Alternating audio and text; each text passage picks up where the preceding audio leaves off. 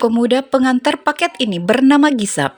Malam itu ia adalah salah satu saksi kunci yang melihat kejadian itu. Siang itu Gisap melewati jalan tempat kejadian semalam. Ia melihat ada spanduk yang terpasang di sana.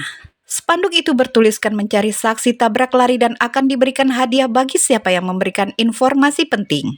Penyelidikan pun dimulai dari tempat pangkalan taksi berada. Detektif Cho Hibong menawarkan rokok kepada para supir taksi di sana, sambil bertanya apakah ada yang bekerja di sekitar daerah Ilsan. Ternyata salah satu pekerja bernama Kim bekerja di sekitar daerah tersebut. Ia mengatakan bahwa ia bekerja hanya saat akhir pekan saja. Tiba-tiba handphone detektif Cho Hibong berdering. Ternyata yang menelpon adalah Gisap, salah satu saksi kunci kejadian tabrak lari tersebut. Kesaksian Gisap sangat berbeda dengan pernyataan So-ah. Gisap mengatakan bahwa itu bukan taksi tetapi melainkan mobil mewah. Hal itu membuat sang detektif semakin bingung mana yang harus dipercaya.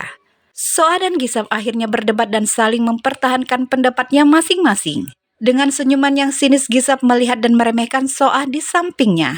So-ah pun menekankan bahwa seorang tunanetra pun tahu lebih banyak dari yang kalian kira.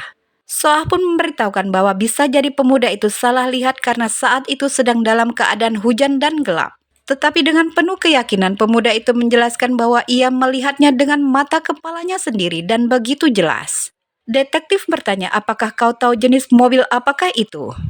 Pemuda itu menekankan kembali bahwa itu adalah bukan taksi lokal tetapi merupakan mobil pribadi buatan luar negeri. So-ah menanyakan mengapa malam itu ia tidak melaporkannya langsung ke kantor polisi. Pemuda itu mengira bahwa korban tabrak lari itu akan dibawa sang supir taksi ke rumah sakit terdekat. So-ah pun bertanya di manakah korban itu dimasukkan. Pemuda itu menjawab bahwa korban itu dimasukkan ke kursi belakang mobil. So-ah menuduh pemuda itu hanya ingin mendapatkan hadiah uang semata. Pemuda itu pun tidak terima akan tuduhan So-ah. Dengan kesal akhirnya detektif menarik telinga Gisap dan mengusir dari ruangan interogasi itu. Akhirnya So-ah pun keluar dari ruang interogasi itu. Ketika di luar ruangan, So-ah bertemu dengan Mi-hyun, sahabat lamanya. So-ah bertanya, apakah kau bekerja di sini? Sahabatnya berkata bahwa ia sedang berpatroli di sini. Dengan marahnya, Gisap memberontak dan berkata bahwa ia melihat dengan mata kepalanya sendiri. Gisap pun langsung pergi meninggalkan kantor polisi. Detektif Cho Hibong mengantarkan So-ah pulang ke rumah. Di dalam mobil mereka membahas pemuda itu yang hanya membuang-buang waktu penyelidikan saja. Detektif juga berkata bahwa ia sangat terkesan dengan So-ah yang sudah memberikan pernyataan secara detail. Malam itu di apartemen So-ah, ia membuka kembali berkas-berkas lamanya tentang psikologi kriminal. Di tempat lain, seorang wanita mabuk keluar dari diskotik terkemuka. Wanita itu ditawari untuk ikut bersama teman yang lain karena ia dalam keadaan mabuk. Tetapi wanita itu menolaknya. Dengan sempoyongan ia berjalan sendiri menyusuri trotoar. Tampak sebuah mobil mengintainya dari belakang. Kemudian ia duduk di pinggir trotoar sambil menyalakan sebatang rokok. Menghirup rokok tersebut dan menghembuskannya. Tiba-tiba datang sebuah mobil menghampiri si wanita mabuk tersebut. Wanita itu kemudian masuk ke dalam mobil dan meninggalkan diskotik itu.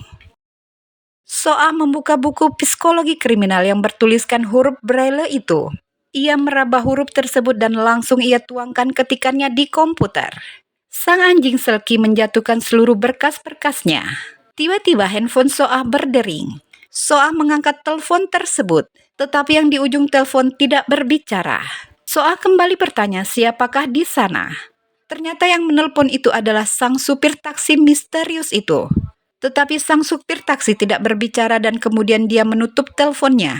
Sang supir taksi menerima telepon yang berdering.